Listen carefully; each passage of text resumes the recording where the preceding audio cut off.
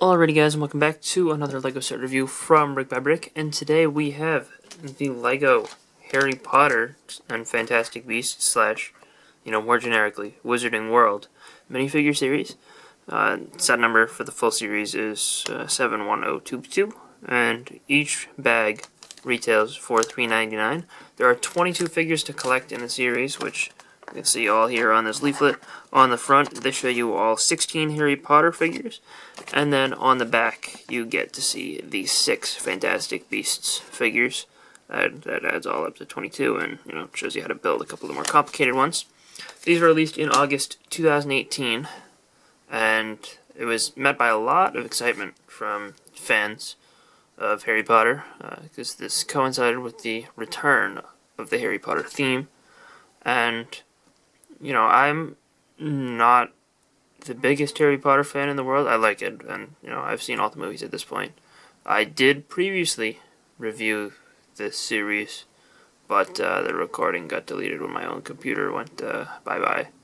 So here we are again. Finally got around to doing it, for a second time, and hopefully this time I'll actually be able to release it. But yeah.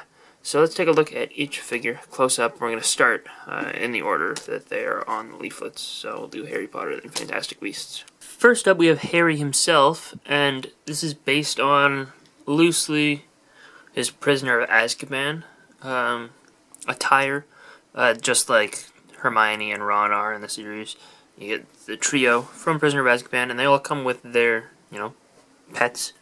And Harry here comes with Hedwig. And yeah, it's pretty much the same as the ones that appear in the other sets, but the feathers, I believe, are slightly darker on this one and more pronounced, which could just be because it's produced on the different factory lines, and it's not exactly the same place that all the other ones are produced.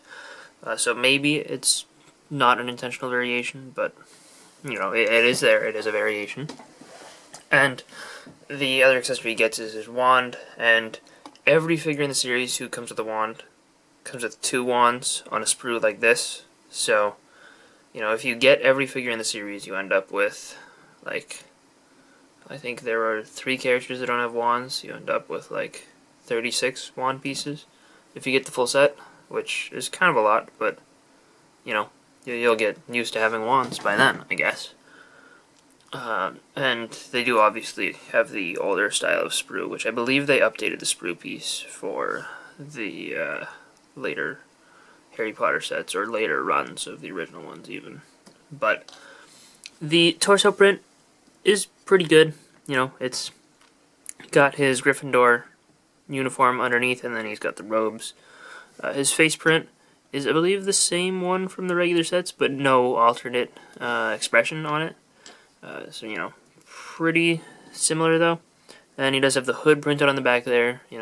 Hedwig's mold is the same one that they used in the original Harry Potter sets, just with, the slightly different printing for the feathers.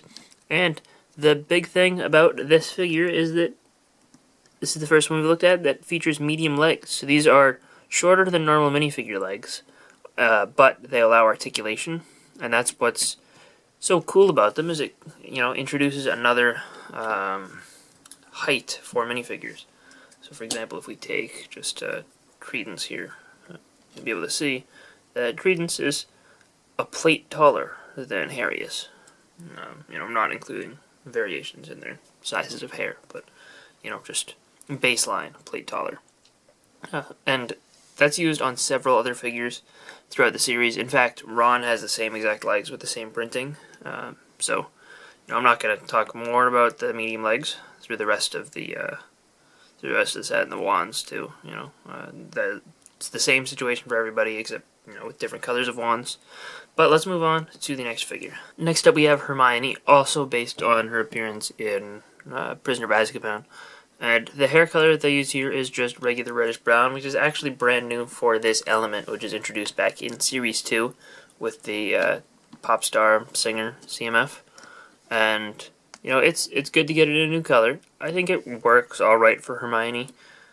I don't know if it's perfect for her Prisoner of Azkaban appearance, but it's not bad. It works well enough, I think.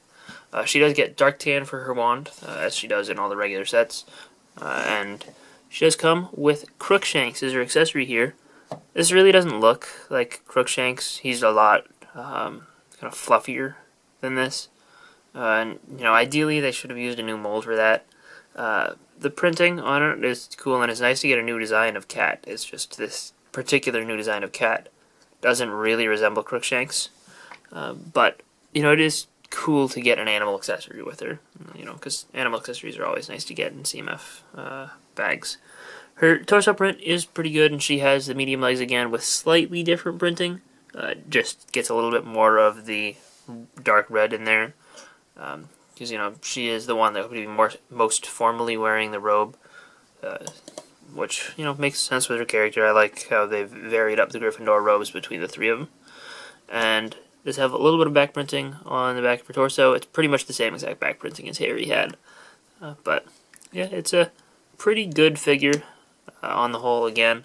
And, also note that they didn't print in the gender line, so you could use this for any Gryffindor student, really, that, wears their robes properly. And next up we have Ron, and I like his hairpiece a lot, actually. I think that was really well chosen. They used the Han Solo hairpiece from the Solo movie. And yeah, I think that was a solid choice. This is a new color for it. It's only appeared in Star Wars sets until this point. And previously it had only been in reddish brown and then the one dark tan that they used in Mud Trooper Han. So it's cool to get a new color for that, for sure. The face print is pretty good. It's different from the regular set versions, and it looks a little bit older, which is appropriate. The back printing is again the same as the last two figures, but the front print, he's got he didn't put his gray shirt on underneath, so you just you've got the tie and the white shirt. It looks a little bit rumpled up, so it's not perfectly worn, which makes sense. He's got a regular reddish brown one, so now we've seen three colors of it, and his accessory here is scabbers, and this one is different from the ones in the regular sets due to the printing on the top of its head. It's got the little patch of fur, which is cool to make it exclusive. I don't know if that's really necessarily more accurate than just having nothing printed there, but I do appreciate the fact that they went out of their way to make that part exclusive to this figure. And next up we have Draco Malfoy in his Quidditch uniform, and this figure is a little bit less impressive than the previous ones. First off, this is based off of Chamber of Secrets, so he's not medium leg size yet. It seems like what they're doing is everything before Prisoner of Azkaban, the kids are going to have short legs, and then Prisoner of Azkaban and Goblet of Fire, maybe the Harry and Ron and Hermione will probably have mid legs. And then probably into Deathly Hallows and Half-Blood Prince. And I don't know what they'll do about the Order of the Phoenix ones. Maybe. We'll have to see once we get to Order of the Phoenix sets. But, this one is short legs. However, I do appreciate the fact that we're getting white short legs again. Those are relatively uncommon. They first appeared with Gizmo, I think, from LEGO Dimensions. And, I think this is like the second or maybe third time that we've ever gotten them, which, it's good to see them returning. He does have a short cape in dark green, and he has the Slytherin Quidditch uniform torso from the Quidditch Practice 2018 set, and he does have a wand in dark brown, a broom, which is exclusive in dark green, and his face print is brand new for this particular CMF version of the figure. His hairpiece also appears in the Hogwarts Great Hall, which is the only other place that the modern Wizarding World theme has used Draco Malfoy. So this is by far the cheapest way to get this character if you just want to have one of him. And you could grab a Slytherin torso from any of the sets that a Slytherin torso appears in, and use that to make just his regular appearance. But the other cool thing that this figure includes is a golden snitch accessory. So he actually has more accessories than he can hold, which is interesting. But this golden snitch only appears in the 2018 Hogwarts Quidditch set, so it's cool to get it again here with him. Next up we have Luna Lovegood, and she is one of the less common figures in the series. There's one, which we'll get to, who's only 1 per case, and then there are 3 or 4 figures that are only 2 per case. Luna is one of those 2 per case figures, and it didn't really make it that much harder to find, but if you were looking through a sealed box and 2 people had already been there for Luna, then you wouldn't have any luck. She has a reddish brown wand, as well as a Quibbler magazine printed on a 2x3 tile, which has got the Spectro specs in there, which she's wearing the Spectro specs with her current facial print. She does have an alternate expression, which does also have no Spectro specs, so you can have just a normal version of Luna, and that works pretty well. She does have this cool skirt piece, which is a cloth part, and it's got the crazy print on there. She has the bag that goes over her shoulder in purple, and underneath that it hides a little bit of printing. She also has the medium legs in regular blue, which have no printing on them, so I'm not going to bother removing that skirt, but just so you can see the little bit of stuff that is hidden when we remove that. There's no back printing on her either. But yeah, this figure's pretty cool, and I like the Spectro specs a lot printed in her face. The only other thing to note is that her hairpiece is a new part and leaves enough space to fit the back of the bag's strap between the hair and the torso. And this hairpiece has not been used anywhere else yet. And next up we have Neville from Chamber of Secrets, from the Herbology class scene, when you're dealing with the Mandrake, which he actually includes a Mandrake here. And it's got a print on there that's a brand new part, which has been reused with Chip in the Disney CMFs, but unprinted. So you can get unprinted versions of this. And he also has this little leaf piece, which was a new mold as well. And those come together to make a pretty good design for the Mandrake. And he also has this pot piece, remolded in dark orange for the first time. There's some good printing on the back of his torso, subtle, but leaves it looking pretty respectable. And there's the printing on the front for his little jacket, and the face print is good. That looks like Neville pretty well. And then when the Mandrake starts screaming, he can fall asleep like that just by rotating his face around. It does use the DJ's hair from Series 8 in a new color combination, dark brown with the tan or dark tan headphones. And he does have a dark brown wand and black unprinted medium legs because Neville is taller than the others. And then next up we have Cho Chang, who also uses the same plain black unprinted medium legs, so I'm not going to bother taking off that skirt piece, which is just gray. It's the same cut of fabric as Luna's, but obviously way more plain. She does have a new print for an owl. Hedwig was pretty much the same, with negligible differences. This is a brand new color, brand new printing and everything. It's supposed to represent a barn owl, and at that, I don't think it's great. I think a barn owl probably would have looked better with a tan base and then printing over that, but as just an owl, I think it's a really cool part, and it's cool to get a new color for that. Cho has a new facial expression, which is done on a slightly different color than normal minifigure flesh. And honestly, I don't think that does a really good job of portraying her skin tone. I think it should have been lighter than that. For what it is, I don't hate it. It just doesn't look a lot like Cho Chang, but I mean, if you wanted to, you could use this as a generic Ravenclaw student. It does have the generic Ravenclaw student torso for the first time, which is cool. And, it's a nice, easy way to get one of those if you just want one. And her hairpiece is the same that was used for Spooky Girl back in Series 12. And next up we have Dean Thomas, and he's another Gryffindor student, which, I guess, more Gryffindor students the better. So this is the 4th figure in the series to have just a Gryffindor uniform, but I do like that they gave him that scarf in the Gryffindor colors. I think that came out pretty well, and, I like that design. He comes with a reddish or dark brown wand again, and he has a flag as his accessory, which pretty cool. It's got the Gryffindor print on there, and no print on the back, unfortunately. They only printed one side, but regardless, I think it's still a decent, part, and you could easily use that in the Quidditch set. You could put him up in one of the stands, rooting for Gryffindor. His face print is actually really good. I like the expression on there. It's a good design. Yeah, I like that. And his hairpiece is not new in that color because I used it for the Gladiator in Series 17, and he has no alternate facial expression.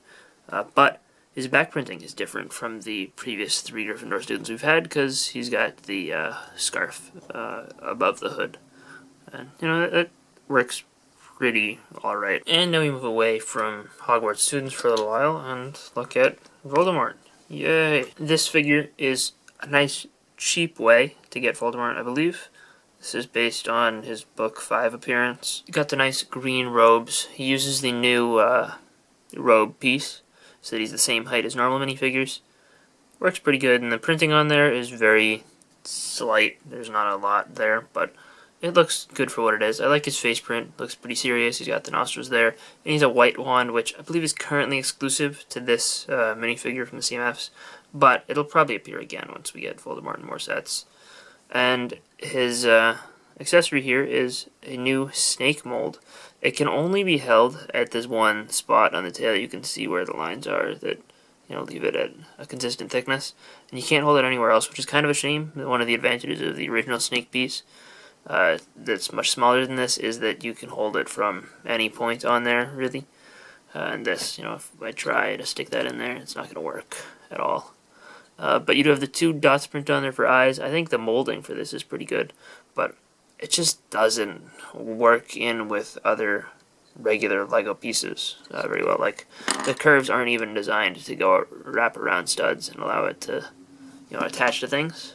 I don't know. I think that this could have been a better designed piece, but I don't dislike it. I think it's a pretty good design. And next up we have the one and only Dobby, and this is the only way that Dobby has been introduced into the 2018 Wizarding World wave so far. So, you know, this is the only way you're going to be able to get him for now, and I'm assuming they're not going to make a freeing Dobby set, given the fact that we have Dobby right here, and he's really the only reason that set would exist. So maybe we'll get one like a long time from now. But he does come with Tom Riddle's diary, which is a cool print for the cover, and this is built up like a normal book. And we have a new print for the sock, which is cool, and that's just a 1x2 tile, which is just, you know, placed onto the 2 studs that fit inside the book. You could pull that out and make him hold the sock separately, but, you know, he can just carry the book. And the figure itself looks really good. I think this is definitely my favorite version of Dobby. He has the dual molded short legs that allow, you know, for the flesh color and the tan shorts. And, you know, he's got a little pillowcase around him. And the printing on his head is really good. I like how they're able to get the mouth printing underneath the nose, which the nose is well molded. The ears are well molded. I think that this is a pretty good looking figure on the whole, and I really like this one a lot, personally. And next up we have Professor Sybil Trelawney, and she is also one of the 4 figures in the series to be limited to 2 per case.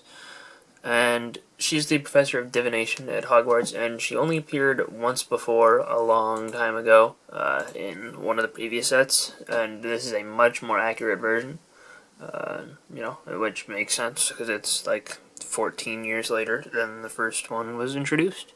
She also comes with a dark brown wand, and she introduces several new pieces, actually. Her hair is a new mold, as well as this teacup, which has been used in a couple other minifigures since in plain white unprinted, including the Umbridge minifigure in the October pack. But she also comes with this specially printed little plate for the teacup, and, you know, the printing on that is pretty good, pretty fine, and this is basically just a stud with a little extra wide border, and, you know, it attaches to the teacup via a stud, and obviously it doesn't make sense for her to hold it like that. But the printing on her torso and robe piece is pretty good amount of detail in there. There's no back printing on her, which is a little bit unfortunate. I would have liked maybe even just a little something on the back of the torso. But from the front, she does look really detailed. No alternate facial expression, but the face that she does have is pretty good. I think this does a pretty good job of representing the actress.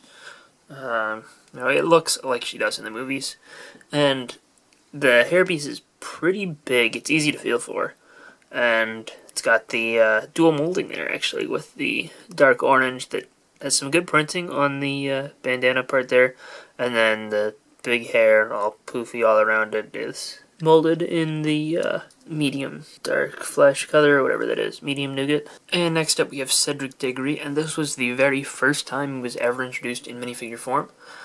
With the 2019 wave of Harry Potter sets, we'll be getting him again, just in a different variant. It's nice to finally have gotten this character in minifigure form. I think that this is a pretty good representation of him.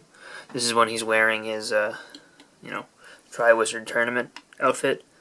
And he's a Hufflepuff, so he's rocking the Hufflepuff colors. He's got his last name, Diggory, on the back, with the star printed in red. Looks pretty good.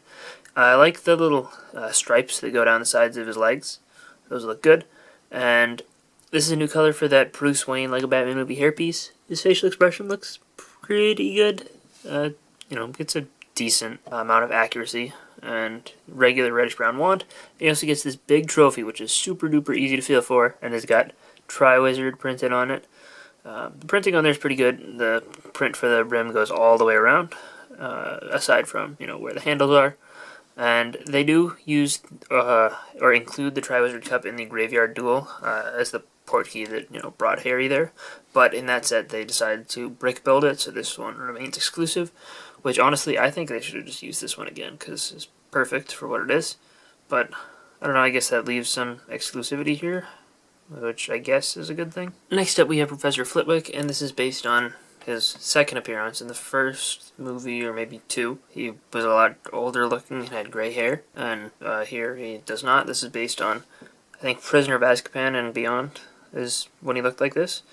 And the last time we got Flitwick was in the 2010 Hogwarts Castle, and that figure was good, but this one I think is a lot better. We've got the new megaphone piece, which looks okay. It's basically a non-electrical megaphone looking thing. He's got reddish-brown wand. He has a new hair mold, which has been reused several times since, including for Ned from Far From Home, which was what a lot of people thought of when they saw this piece. And the face print is good, respectable effort there. And he does have the bow tie piece from the Lego Batman movie, as well as some pretty good printing on the torso, and he has that cloth piece to create the coattails, which I think works pretty well. It does bend it when you keep it on the minifigure base plate over time, which, maybe you don't want that to happen. I don't know. I'm not you.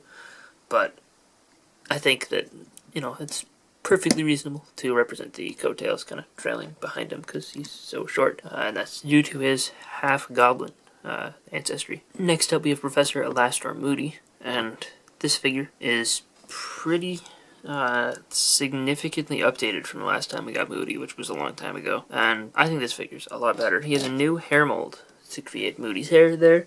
I like the face print with that eye, or mechanical eye printed on there, or whatever kind of eye it is. Fake eye. He's got a wand, he's got a staff, and printing on his torso and legs are pretty good. He's got the peg leg, or mechanical leg, done there in silver. A little bit of printing on the back of his torso. But the cool thing about him is that he's not only Moody, because he's also Barty Crouch Jr. in disguise. Yep, they include the extra hairpiece, as well as the Polyjuice Potion accessory, in addition to his wand. And I think that, this is a pretty cool figure. And I actually bought two so that I'd be able to have one Barty Crouch Jr. and one Moody simultaneously. And here we have the only duplicate character in the series. This is Harry Potter with his invisibility cloak. And I guess it makes sense of all characters to put two of Harry in the series because, he's kind of the title character. He has the new Sorcerer's Stone / Chamber of Secrets Harry Potter hair mold, specific to his character, that allows the lightning bolt scar to show through. This is a new facial expression where he's smiling, and there's no alternate there. But he also is wearing this cool invisibility cloak for the first time. It's a complicated cloth piece that wraps all around him, and it's got the luminescent shine, kind of, on the outside. And if we remove that, we're able to see that this is also Harry in his pajamas, which is another cool print to get. I like the printing on the legs there with the feet printed around all sides. Not dual molded or anything, it is just white on the inside, but they do a pretty good job printing that all the way around. And the inside of the invisibility cloak has this really cool pattern on there. And next up we have Professor Albus Dumbledore, and this is younger appearance from Prisoner of Azkaban onwards, I think, based on Michael Gambon's portrayal of the character. And he's got the blue outfit here, which, they've done blue outfit Dumbledores in the past, but never to this extent where they actually create a new mold for the hair and hat. It does come with the pensieve as an accessory. It's got some metallic blue printing on the inside, swirled up there. Looks pretty cool, if not super accurate to what the pensieve actually looks like. It does come with a dark tan wand, and as I said, this hairpiece is really cool. It's basically the same hairpiece that they introduced for Dumbledore in the Hogwarts Great Hall, but with this cool added hat. And that's got some printing on there just for the golden tassel. And his beard piece looks similar to Vitruvius's, but it is a new mold for Dumbledore specifically. They do also use it in the Great Hall. And the face print there is a pretty good design. I like that quite a bit. And the torso and robe piece have some good printing on there. And it's got some little small details to show the sides of the robe. And there's no back printing on there, unfortunately. And Dumbledore does cover up quite a bit of his back with his hair, so that's not too big a deal. I maybe would have liked to see a little bit of back printing on the back edge of the robe, though, down there. First up, for Fantastic Beasts characters in the series, of which there are 6, is the main character, Newt Scamander. And this figure, I think, is probably one of my favorites in the series. First off, he has a new color of wand, which has also appeared in the other Fantastic Beasts set, the Case of Magical Creatures that included him. He also gets this new briefcase mold, which appears on another figure in the series as well. And it opens up. You can fit some tiles and stuff in there, nothing too big. But, it is really cool to get a new piece to represent Newt's suitcase, which, is very important to the movie, so it definitely deserved a new part. We also get this Niffler, and this Niffler is an awesome piece here. It's dual molded in both this kind of darker skin tone flesh color. I believe it's the same color that they use for Cho Chang's skin. And then he's got the 4 little legs there and his nose in that color. And then he's got the eyes printed on there. And you can see a little bit of dual molding on the bottom. And I don't know, the molding of this little creature is really, really awesome. This piece does also appear in Newt's Case of Magical Creatures, though, so it's not exclusive to this CMF. However, this is definitely the cheapest way to get it. With all that removed, we can see the printing on Newt, and I think that this looks great, too. He's got the dual molding on the legs, which is an improvement. Newt Scamander did appear in the Fantastic Beasts Dimensions pack, and he was, wearing the same outfit as this. He does also appear in the Case of Magical Creatures, but he's wearing a different outfit there. However, this one is new because it does have the bow truckle, and the color on this is brighter for the jacket itself. The printing on the legs is pretty good. There's a slight color mismatch between the top section that's printed on the dual molded part and the actual plastic color, but it's not too noticeable unless you're looking at it up this close, and it doesn't really come across super well on camera anyway. The back printing on him is pretty okay, and his face print isn't bad, but I don't like it as much as the other nude facial expressions. It looks okay, and the hair isn't perfect, but I think it's the best they could have done without a new mold. However, I don't know why they didn't do a new mold for it. I mean, this is fine, but since it's a CMF series and they're already introducing a bunch of new pieces, I think they could have gotten away with introducing a new piece there. And then we have Tina Goldstein, who is also the other Fantastic Beasts character that existed before this series in minifigure form, because she was also in the Dimensions pack, with Tina Goldstein in it. And this is a redesign of the same outfit that appeared in that Dimensions pack, however this one is done in more correct colors. She does have the new wand piece this time, and she gets a hot dog, which, is a nice nod to that first scene we see her in. She's missing some mustard. It would have been cool if they could somehow print it onto the hot dog piece. But this bun piece, I believe, is new in this color. And that's cool to get. And the torso print on her looks pretty good. In the Dimensions pack, it was, on a base plastic color of light bluish gray. Here it's on sand blue. And this time we get dual molding for her boots, and that looks pretty good. We get a new facial print, which is not too crazy different, but it's, not bad. And she does have an alternate expression, which looks a little bit weirder. I did end up buying a second one of these because on my first one, this back of the face was printed way, way down on the headpiece. This one is slightly better, but it is still a little bit low, it seems. And the last thing that's different about her is that her hat this time is in dark blue instead of dark gray. And the hair piece, or the hair of this, is just painted on. It's not printed, or it's not dual molded, I mean. But I think that comes out pretty well. And next up we have Jacob Kowalski, and this figure is the first time we've gotten this character in LEGO, and this is definitely the more traditional outfit for him, the one that you see through most of the movie. They did show this character model, or a character model of Jacob, in the LEGO Dimensions game.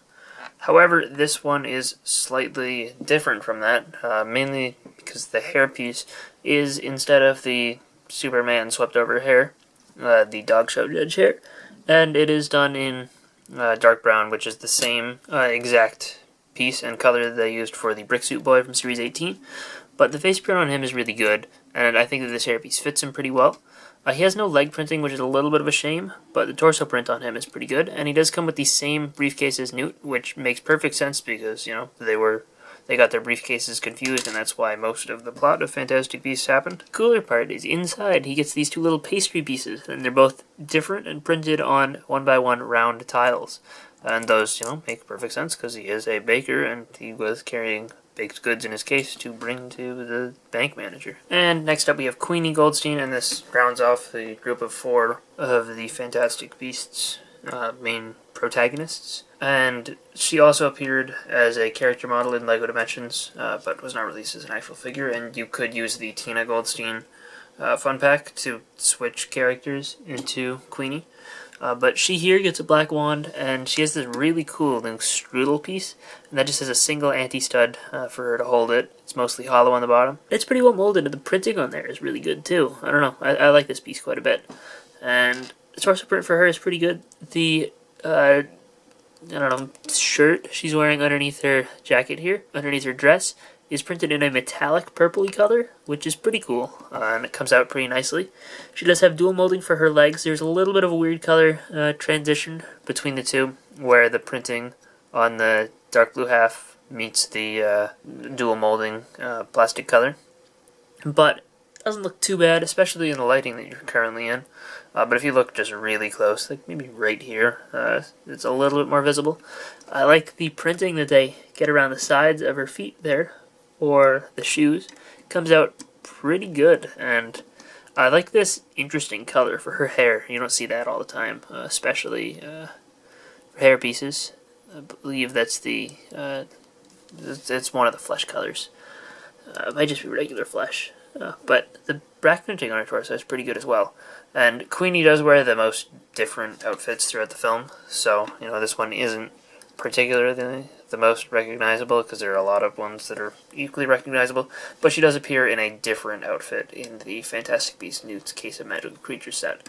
However, this one remains exclusive to the CMF series. And next up, we have Credence Barebone, who's probably the least interesting minifigure in the entire series. Just because, you know, he's very simple. He has no printing on his legs, they're just plain dark bluish gray. No back printing on his torso. The printing on the front of his torso is pretty good. It kind of resembles what it's supposed to.